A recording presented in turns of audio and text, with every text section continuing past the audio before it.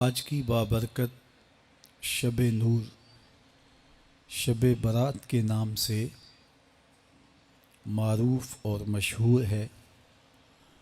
اس بابرکت شب کے دامن میں اتنی برکتیں اور اتنی رحمتیں ہیں کہ اللہ جل شانہ گناہ گاروں کو جہنم کی آگ سے آزاد فرما دیتا ہے۔ ام المومنین سیدہ طیبہ طاہرہ سیدہ عائشہ صدیقہ رضی اللہ تعالی عنہا فرماتی ہیں، ایک دن میں دیکھا کہ حضور میرے حجرہ میں نہیں ہیں، تو میں حضور کو تلاش کرنے نکلی۔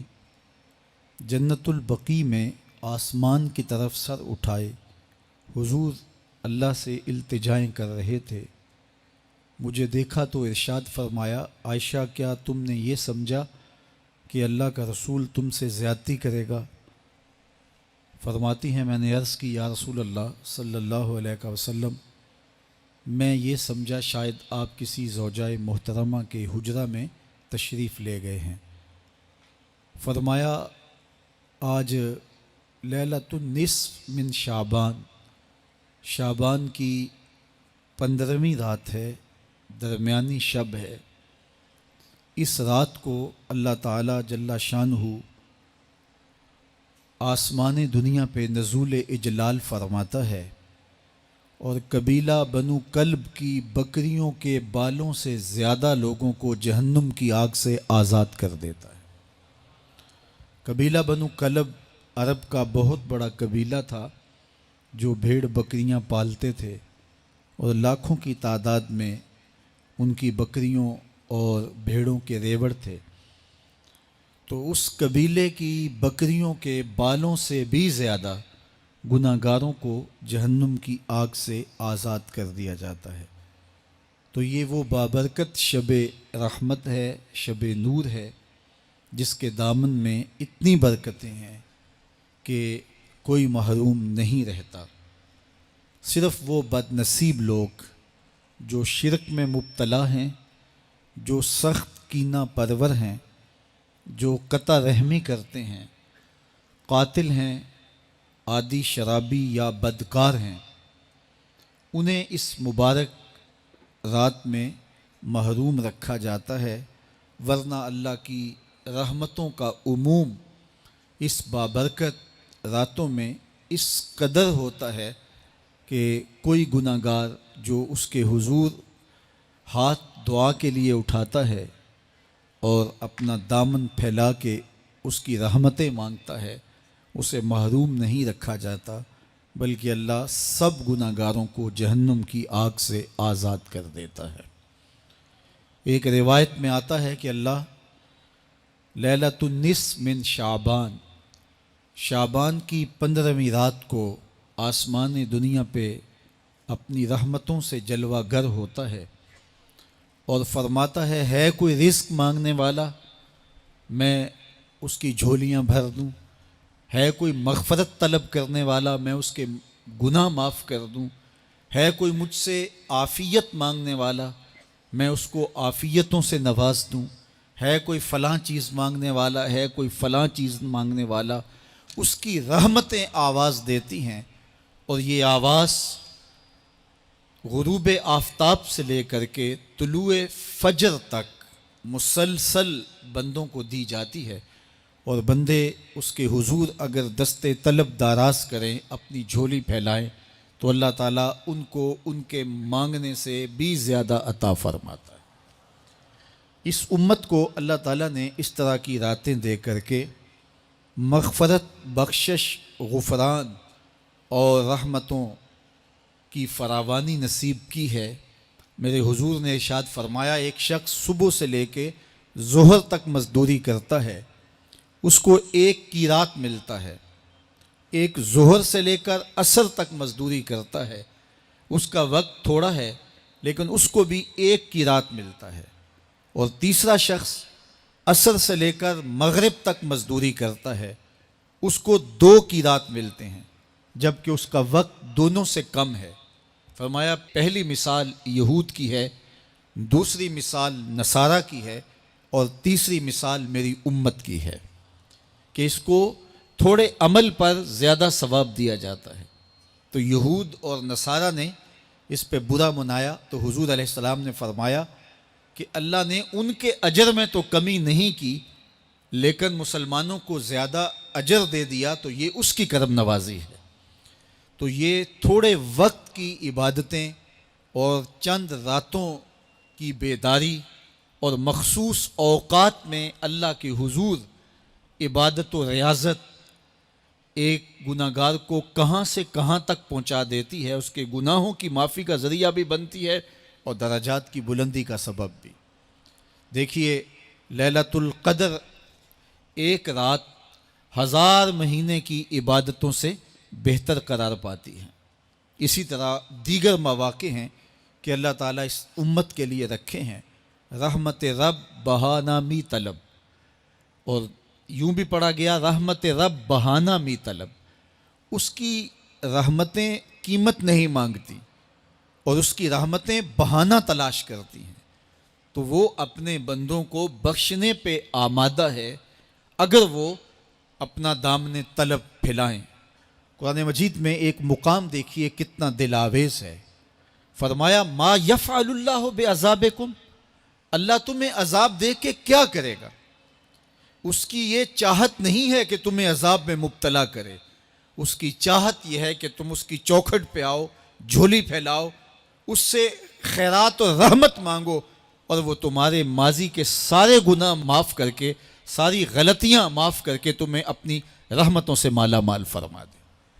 تو وہ بندوں کو بخشنے پہ، بندوں کی مغفرت کرنے پہ آمادہ ہے اور اس کی رحمتیں بہانے تلاش کرتی ہیں۔ اللہ اکبر۔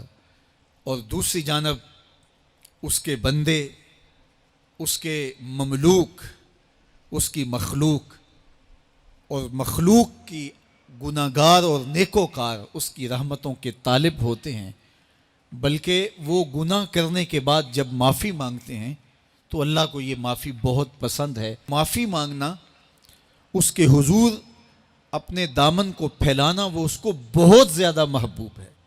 انسان کی فطرت کے اندر گناہ رکھا گیا ہے۔ آگ، ہوا، مٹی، پانی، یہ ان 4 چیزوں کا مرکب ہے۔ اس کے جو عناصر ہیں اس میں کبھی اعتدال قائم نہیں رہتا اور اس سے گناہ سرزد ہو جاتے ہیں۔ گناہ کرنے کے بعد بندے کا اس گناہ پہ اصرار کرنا، اڑ جانا، ضد کرنا، توبہ نہ کرنا، اللہ کو یہ پسند نہیں۔ لیکن اگر اس سے گناہ سرزد ہو جائے تو پھر وہ توبہ کر لے تو اللہ کو یہ بہت زیادہ پسند ہے۔ جو اس سے ہو سکے نیکی وہ اللہ کے حضور پیش کرے، لیکن اس کے اندر جو شر رکھی گئی ہے، اس کے اندر جو قوتیں گناہ کی رکھی گئی ہیں، اس سے اگر اس سے گناہ سرزد ہو جائے تو پھر وہ اللہ سے توبہ کرے، اللہ کی طرف رجوع کرے، تو اللہ اس کی توبہ کو نہ صرف قبول کرتا ہے بلکہ اس کے گناہوں کو معاف کرتا ہے اور گناہوں کو بدل کے نیکیوں میں تبدیل کر دیتا ہے۔ جب گناہ نیکیوں میں تبدیل ہو گئے تو جتنا بڑا گناہ گار تھا اتنا بڑا نیکوکار ہو گیا۔ حضرت سیدنا عمر رضی اللہ تعالیٰ عنہ بازار میں جا رہے تھے تو ایک شرابی نے ہاتھ میں بوتل پکڑی تھی شراب کی، تو حضرت عمر ہاتھ میں درہ رکھتے تھے اور آپ کا جاہ و جلال دیدنیت ہوتا، تو جو ہی حضرت عمر رضی اللہ تعالیٰ عنہ کو اس نے دیکھا تو ڈر گیا اور دل ہی دل میں کہا اے اللہ آج عمر کے قہر سے بچا لے، میں تیری بارگاہ میں سچی توبہ کرتا ہوں، اور جلدی سے شراب کو بغل میں چھپا لیا۔ اتنے میں حضرت عمر سر پہ پہنچ گئے اور گرج کر کڑک کے کہا کہ یہ تیری بغل میں کیا ہے؟ چونکہ اس کو بوتل چھپاتے دیکھا تھا تو وہ ڈر گیا اور ڈرتے ڈرتے کہنے لگا حضرت یہ سرکہ ہے۔ اب تھی تو شراب، لیکن ڈرتے ہوئے بولا حضرت سرکہ ہے۔ تو حضرت عمر نے کہا نکال۔ جب نکالا تو شراب نہیں تھی، واقعی سرکہ بن چکا تھا۔ تو جب اللہ کے حضور کوئی توبہ کرتا ہے اللہ اس کے گناہوں کو بدل کے نیکیوں میں تبدیل کر دیتا ہے۔ حدیث پاک میں آتا ہے کہ قیامت کے دن اللہ ایک شخص کو کہے گا کہ اپنا نامہ اعمال پڑھ، تو وہ نامہ اعمال پڑھنے لگ جائے گا۔ تو نامہ اعمال کے اندر چھوٹے گناہ بھی ہوں گے، بڑے گناہ بھی ہوں گے، تو اللہ سے حیا کرتے ہوئے، شرم کرتے ہوئے وہ بڑے بڑے گناہوں کو چھوڑتا جائے گا اور چھوٹے چھوٹے گناہوں کو پڑھتا رہے گا۔ جب وہ سارے گناہ پڑھ چکے گا اور کتاب ختم ہوگی تو اللہ تعالیٰ اسے فرمائے گا، میرے بندے تو نے یہ جتنے گناہ پڑھے ہیں میں نے سب کو بدل کے نیکیوں میں تبدیل کر دیا۔ تو بندہ کہے گا، اللہ ابھی تو میرے بڑے بڑے گناہ رہتے ہیں جو میں نے پڑھے ہی نہیں۔ فَضَحِكَ النَّبِيُّ حَتَّى بَدَتْ أَنْيَابُهُ، حضور جب یہ بیان فرما رہے تھے تو حضور اتنا مسکرائے کہ صحابہ نے حضور کی داڑھیں دیکھ لی۔ تو پہلے وہ بڑے بڑے گناہ چھوڑے جا رہا تھا، لیکن جب اللہ فرمائے گا کہ میں تیرے گناہوں کو بدل کے نیکیوں میں تبدیل کر دیا، تو وہ کہے گا ابھی تو بڑے بڑے گناہ رہتے جو میں نے ابھی پڑھے ہی نہیں۔ تو جب کوئی بندہ اس کے حضور توبہ کرتا ہے، اللہ یہ نہیں دیکھتا اس نے گناہ کتنے کیے ہیں، یہ دیکھتا ہے بندہ آیا میری چوکھٹ پہ ہے تو اللہ اس کے پچھلے سارے گناہ معاف فرما دیتا ہے۔ اللہ اکبر۔ میرے اور آپ کے آقا و مولا نے اللہ کے حضور توبہ کرنے اور اس پر اللہ کی خوشی اور اللہ کی خوشنودی کا ذکر کرتے ہوئے ایک مثال بیان فرمائی کہ ایک شخص صحرا میں سفر کر رہا تھا، تو وہ ایک درخت کے نیچے دوپہر کاٹنے کے لیے، سستانے کے لیے رک گیا اور درخت کے ساتھ اپنے اونٹ کو باندھ دیا اور خود لیٹ گیا تاکہ دوپہر کاٹ لوں۔ تھوڑی دیر کے بعد جب اس کی آنکھ کھلی تو اس نے کیا دیکھا کہ اونٹ ماں ساز و سامان کے ساتھ غائب ہے۔ اب صحرا میں اونٹ کا گم ہو جانا گویا زندگی چلے جانے کے مترادف ہے۔ تو اس نے دائیں بائیں بھاگ دوڑ کے دیکھا کہ کہیں اونٹ کا نشان مل جائے، لیکن اونٹ کا نشان نہیں ملا۔ تا حد نظر کوئی انسانی آبادی نہیں۔ وہ بھاگا اور تھک ہار کے دوبارہ اسی درخت کے نیچے بیٹھ گیا اور پیاس سے ہلکان ہوا جا رہا تھا اور درخت کے ساتھ ٹیک لگا کے لیٹ گیا اور موت کا انتظار کرنے لگا۔ جن لوگوں نے صحرا کا سفر کیا ہے ان کو اس بات کا اندازہ ہوگا کہ کئی 100 میل تک انسانی آبادی ہی نہیں، اب نہ کچھ کھانے کے لیے بچا نہ کچھ پینے کے لیے بچا، اونٹ بھی غائب ہو گیا، توشہ بھی ساتھ ہی چلا گیا، تو اب ظاہر ہے سیدھی موت ہی نظر آ رہی ہے۔ تو وہ اس درخت کے ساتھ ٹیک لگا کے بیٹھ جاتا ہے اور موت کا منتظر ہوتا ہے۔ تھوڑی دیر کے بعد پھر اس کی دوبارہ آنکھ لگ جاتی ہے۔ جب دوبارہ آنکھ لگتی ہے تو تھوڑی دیر بعد پھر آنکھ کھلتی ہے۔ جب دوبارہ آنکھ کھلتی ہے تو دیکھتا ہے کہ اونٹ جو گما تھا ماں ساز و سامان کے اس کے پاس کھڑا ہے۔ تو صحرا میں اس حالت میں اونٹ کا مل جانا زندگی مل جانے کے مترادف ہے۔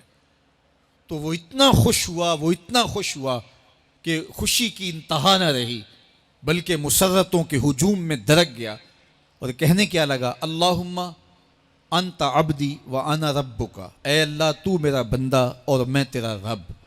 کہنا تو یہ تھا کہ تو میرا رب اور میں تیرا بندہ، لیکن مسرتوں کا ہجوم ہی اتنا تھا، خوشیوں کا ہجوم ہی اتنا تھا کہ زبان پہ قابو نہ رہا۔ کسی کے آنے سے ایسے ہوش اڑے ساقی کے، شراب سیخ پہ ڈالی اور بوتل میں کباب۔ کہنا یہ تھا اللہم انت ربی وانا عبدک، لیکن اس قدر خوش ہوا جب بھی تیری قربت کے امکان نظر آئے ہم اتنے خوش ہوئے کہ پریشان نظر آئے۔ تو کہنا یہ تھا کہ اے اللہ تو میرا رب اور میں تیرا بندہ، لیکن خوشیوں کے ہجوم میں وہ کہتا ہے اللہم انت عبدی وانا ربک، اے اللہ تو میرا بندہ اور میں تیرا رب۔ حضور یہ بات بیان کرنے کے بعد صحابہ سے پوچھتے ہیں کہ ذرا بتاؤ اس بندے کو کتنی خوشی ہوئی کہ خوشی میں زبان بھی قابو نہ رہی اور اپنے آپ پہ کنٹرول نہ رہا، اور خوشیوں کے ہجوم میں اسے یہ بھی پتہ نہیں چل رہا کہ وہ کیا بول رہا ہے۔ تو صحابہ نے عرض کی حضور بہت زیادہ اسے خوشی ہوئی۔ تو میرے حضور نے یہ بات کرنے کے بعد ارشاد فرمایا، جس طرح اس کو گما ہوا اونٹ ملا اور اس کی خوشی کی انتہا نہ رہی، تو فرمایا جب کوئی شخص توبہ کرتا ہے اور اللہ کی حضور پلٹ کے آتا ہے، گناہوں سے معافی مانگ کے اس کی دہلیز پہ آتا ہے، میرے حضور نے فرمایا اللہ اس سے بھی زیادہ خوش ہوتا ہے کہ میرا بندہ میری چوکھٹ پہ آ گیا۔ تو وہ یہ چاہتا نہیں کہ اپنے بندوں کو عذاب دوں،